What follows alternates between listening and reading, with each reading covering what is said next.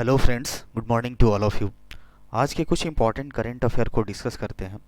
Start करते हैं पहले सवाल से। हाल ही में किसे संगीत कला निधि अवार्ड के लिए चुना गया है? Who has been selected for Sangeet Kala Nidhi award? इसका आंसर हमारा बनेगा बॉम्बे जयश्री को यहाँ पे इसके लिए चुना गया है। इससे रिलेटेड और कुछ इंपॉर्टेंट जानकारी देखते हैं। ये कर्नाटका की एक सिंगर है, कर्नाटका से बिलोंग करती है सिंगर, जिनका नाम क्या है? बॉम्बे जयश्री। इन्हीं को संगीत अकादमी से सम्मानित किया गया है और चेन्नई के संगीत कला निधि पुरस्कार से चुना गया है।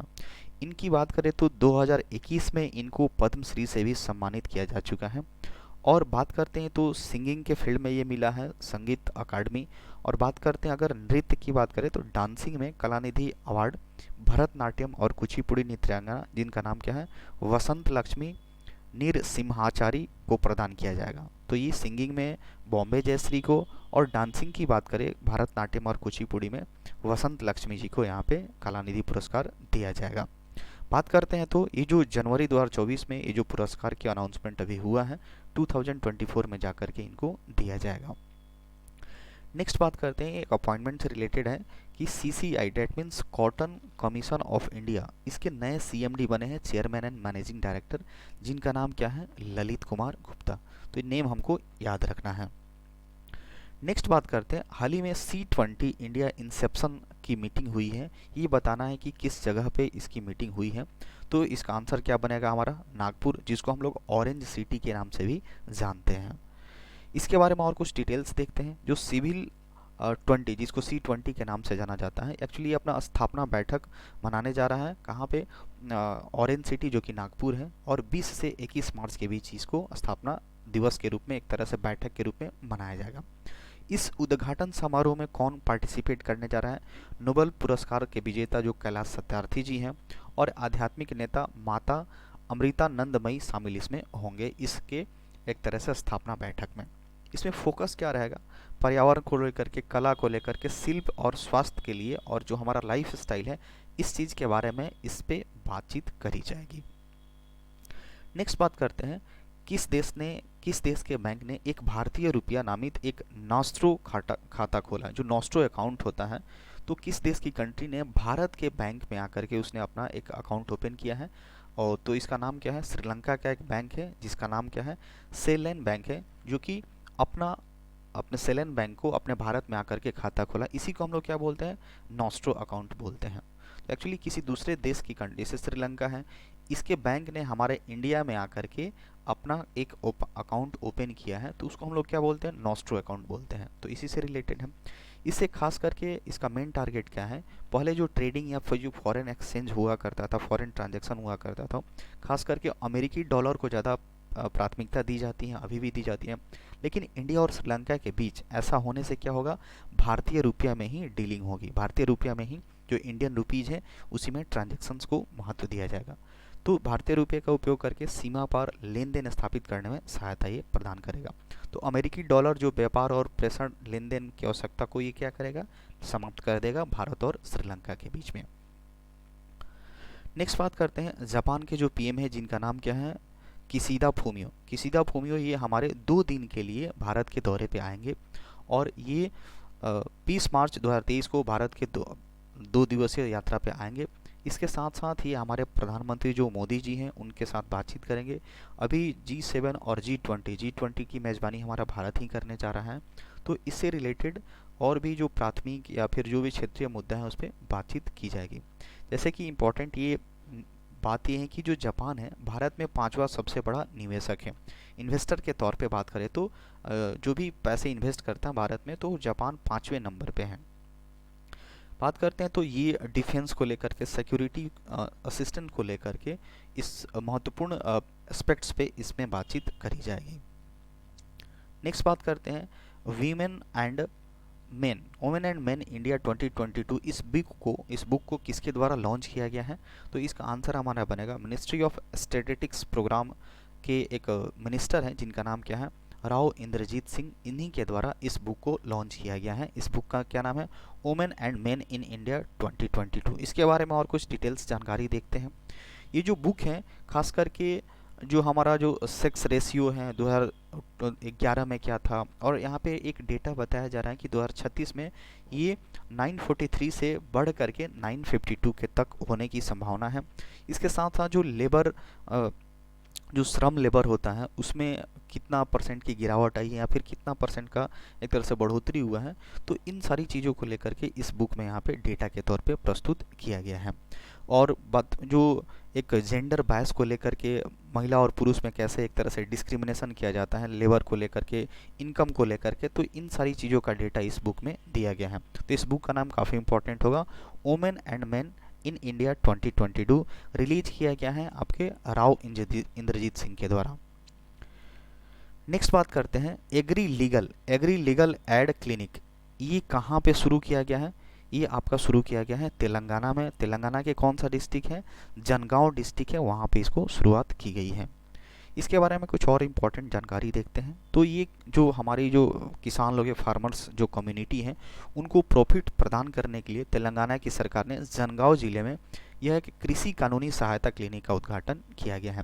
इसका उद्घाटन किसके द्वारा किया गया है? जो हमारे अभी हाल के जो चीफ जस्टिस ऑफ इंडिया है, सॉरी, जो वहाँ के जो सुप्रीम कोर्ट के जो जस्टिस है जिनका नाम क्या, रामा सुब्रमण्यम, उन्हीं के द्वारा वहाँ पे किया गया है। बात करते हैं तो ये इसमें कुछ यूनिवर्सिटी जो NALSR यूनिवर्सिटी ऑफ लॉ और गैर सरकारी संगठन इसके लिए यहाँ पे इस सहायता में शामिल होंगे ताकि वो टेक्निकल असिस्टेंस इसको प्रोवाइड कर सके। उद्देश्य यही रखा गया है कि जो विभिन्न कृषि कानून हैं या फिर जो कल्याणकारी योजनाएं सरकार की तरफ से चलाई जाती हैं और जो भी राइट्स दिए जाते हैं, तो उसको लेकर के किसानों को शिक्षित करना इसका मेन मकसद है। तो इसका नाम काफ़ी इंपॉर्टेंट होगा, एग्री लीगल एड क्लिनिक। कहाँ शुरू किया गया है? तेलंगाना के जनगांव डिस्ट्रिक्ट में। नेक्स्ट बात करते हैं, एक इंडेक्स से रिलेटेड है कि ग्लोबल टेररिज्म इंडेक्स, जिसको शॉर्ट में हम लोग GTI के नाम से जानते हैं। इसमें किस देश ने ये जो इंडेक्स है इसकी सूची में कौन टॉप पे किया है? यानी सबसे खराब एक तरह से देखा जाए तो अफगानिस्तान में टेररिज्म को अभी भी वहाँ पे काफ़ी ज़्यादा एक तरह से खतरा रहता है। तो इससे रिलेटेड ये आपका 10वां है, 10th नंबर का ये जो इंडेक्स निकाला गया है, वैश्विक आतंकवाद सूचकांक, जिसको ग्लोबल टेररिज्म इंडेक्स बोलते हैं। हालांकि अफगानिस्तान में ये जो अटैक्स होते हैं या फिर जो डेथ्स होते हैं, इसमें 75 और 58% की गिरावट होने के बाद भी लगातार चौथे साल ये आपका इस इंडेक्स में ये टॉप पे बना हुआ है। इसके साथ बात करें तो अफगानिस्तान के बाद किसका नंबर है? बुर्किना फासो, सोमालिया, माली और सीरिया का यहाँ पे पोजीशन है। पाकिस्तान 4 स्थान ऊपर छलांग लगा करके कितने पे गया है? 6ठे स्थान पे। तो अभी पाकिस्तान का जो GTI रैंकिंग क्या है? 6ठे नंबर पे है। और भारत का इस इंडेक्स में कितना स्थान है? 13वें नंबर पे इसका स्थान है। जो हमारा दक्षिण एशिया है, सबसे खराब इसका GTI स्कोर बना हुआ है साउथ एशिया की बात करें तो। नेक्स्ट बात करते हैं तो 5वां पोषण पखवाड़ा कब से शुरू हो रहा है?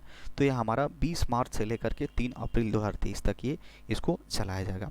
इसका मेन उद्देश्य ये है, एक्चुअली ये महिला एवं बाल विकास मंत्रालय के द्वारा इसको कंडक्ट किया जाता है और इसी के द्वारा आयोजित भी किया जाएगा। इस बार की थीम क्या रही है? Together nutrition for all and together towards a healthy India. इसको हिंदी में बोले तो सभी के लिए पोषण और स्वास्थ्य भारत की ओर एक साथ, स्वस्थ भारत की ओर एक साथ। तो इस बार का ये थीम काफ़ी इंपॉर्टेंट होगा। बेसिकली इसका एम क्या है, टारगेट क्या रखा गया है कि जन आंदोलन और जन भागीदारी के माध्यम से पोषण का हमारे डेली लाइफ में कितना इंपॉर्टेंस है उसको लेकर के जागरूकता बढ़ाना, और जो हम हेल्दी जो फूड्स खाने की जो आदत है उसको लेकर के जागरूकता को बढ़ावा देना इसका मेन मकसद है। तो ये बात करते हैं तो पोषण अभियान हमारे मोदी जी के द्वारा 8 मार्च 2018 को ही समग्र रूप से पोषण संबंधी परिणामों में सुधार के लिए लॉन्च किया गया था। तो ये डेट इंपॉर्टेंट हो सकता है, 20 मार्च से 3 अप्रैल तक। और किस मिनिस्ट्री के द्वारा इसको आयोजित किया जाता है? महिला एवं बाल विकास मंत्रालय के द्वारा। नेक्स्ट बात करते हैं किस संस्था ने यंग साइंटिस्ट नाम का एक प्रोग्राम बेंगलुरु में लॉन्च किया है? तो इसका आंसर क्या होगा? हमारा जो इसरो है, इंडियन स्पेस रिसर्च ऑर्गेनाइजेशन, इस प्रोग्राम का क्या नाम है? इस यंग साइंटिस्ट प्रोग्राम का क्या नाम है? Yuvika.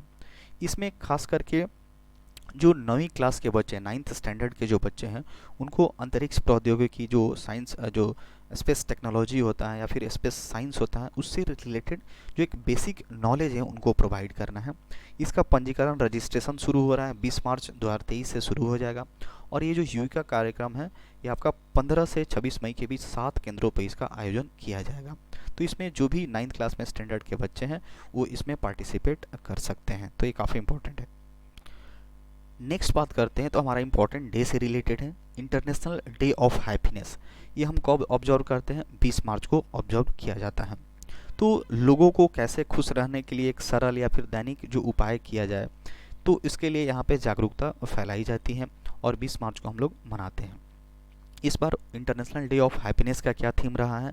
Be mindful, be grateful, be kind, यानी बी माइंडफुल, बी ग्रेटफुल और बी काइंड इस बार का थीम रखा गया है। ये जो इंटरनेशनल डे ऑफ हैप्पीनेस है, फर्स्ट टाइम 2013 में इसको ऑब्जर्व किया गया था। नेक्स्ट बात करते हैं, हाल ही में श्रीनगर में एक नया मॉल की आधारशिला किसके द्वारा रखा गया है? तो ये हमारे वहाँ के जो एलजी हैं, लेफ्टिनेंट गवर्नर हैं मनोज सिन्हा जी, उन्हीं के द्वारा एक नया मॉल का यहाँ पे उद्घाटन श्रीनगर में किया गया है। एक्चुअली ये इम्पॉर्टेंट इसलिए है क्योंकि यहाँ पे दुबई की एक कंपनी है जिसका एमआर ग्रुप द्वारा इसमें इन्वेस्टमेंट किया जा रहा है। इस शॉपिंग मॉल का निर्माण इसी के द्वारा एक्चुअली किया जा रहा है। तो एक तरह से देखा जाए तो ये विदेशी प्रत्यक्ष निवेश है, एक डायरेक्ट इन्वेस्टमेंट यहाँ पे इस स्टेट में, एक्चुअली ये इंडियन टेरिटरी बन गया है तो यहाँ पे इसका किया गया है। तो इस लिहाज से ये काफ़ी इंपॉर्टेंट है। एक इलाके की बात करें तो श्रीनगर के ये क्या लिखा हुआ है? ये श्रीनगर के आपका सोमपारा इलाका में इसको किया जाएगा। तो सोमपुरा इलाका है, इसमें इसको 250 करोड़ लगा करके यहाँ पे इसकी आधारशिला रखी गई है। 10 लाख वर्ग फुट के क्षेत्र में इसको आयोजन किया जाएगा और उम्मीद है कि 2026 तक एक बन के तैयार हो जाएगा। इसके साथ साथ जो वहाँ के जो मनोज सिन्हा लेफ्टिनेंट गवर्नर हैं, शेर-ए-कश्मीर अंतर्राष्ट्रीय सम्मेलन में भारत और यूएई के बीच जो एक निवेशक बैठक था उसमें भी इन्होंने भाग लिया हुआ है। तो नेम इंपॉर्टेंट होगा सेमपोरा, और यहाँ पे दुबई की एक कंपनी बोल सकते हैं एमआर ग्रुप, उसी के द्वारा इस शॉपिंग मॉल का निर्माण किया जा रहा है। नेक्स्ट बात करते हैं तो वर्ल्ड ओरल हेल्थ डे कब ऑब्जर्व किया जाता है? 20 मार्च को यहाँ पे ऑब्जर्व किया जाता है। इस बार का थीम क्या रखा गया है? Be proud of your mouth. Be proud of your mouth इस बार का ओरल हेल्थ डे का थीम रखा गया है, जो कि पिछले 3 साल से इसी थीम का यूज किया जा रहा है। बात करते हैं तो ये डॉक्टर चार्ल्स गॉर्डन, इन्हीं के जन्मतिथि के दिन इसको ऑब्जर्व किया जाता है। नेक्स्ट एक ब्रांड एम्बेसडर का अपॉइंटमेंट हुआ है न्यू, जो लक्जर का ब्रांड, जो लक्जर जो एक पेन आता है उसके ब्रांड एम्बेसडर के रूप में किसको नामित किया गया है? तो हमारे विराट कोहली को यहाँ पे इनको नॉमिनेट किया गया है। नेक्स्ट बात करते हैं, हाल ही में कहाँ पे पीआर इंटरनेशनल आयुर्वेद कॉन्क्लेव और वेटनरी जो पशु के लिए होता है, एनिमल्स के लिए, उसका एक उद्घाटन किया गया है। तो इसका आंसर हमारा क्या बनेगा? हरिद्वार यहाँ पे उद्घाटन किया गया है। हरिद्वार हमारा उत्तराखंड के स्टेट में आता है। नेक्स्ट बात करते हैं, हाल ही में एक क्रिकेटर हैं जिनका नाम क्या है? Tim Paine. इन्होंने क्रिकेट से संन्यास लेने की घोषणा कर दी है। ये किस देश से बिलोंग करते हैं? तो ऑस्ट्रेलिया के हैं। ये फॉर्मर क्रिकेट कैप्टन वहाँ के रह चुके हैं, जिनका नाम क्या होगा? Tim Paine. इन्हें हाल ही में रिटायरमेंट का अनाउंसमेंट कर दिया है।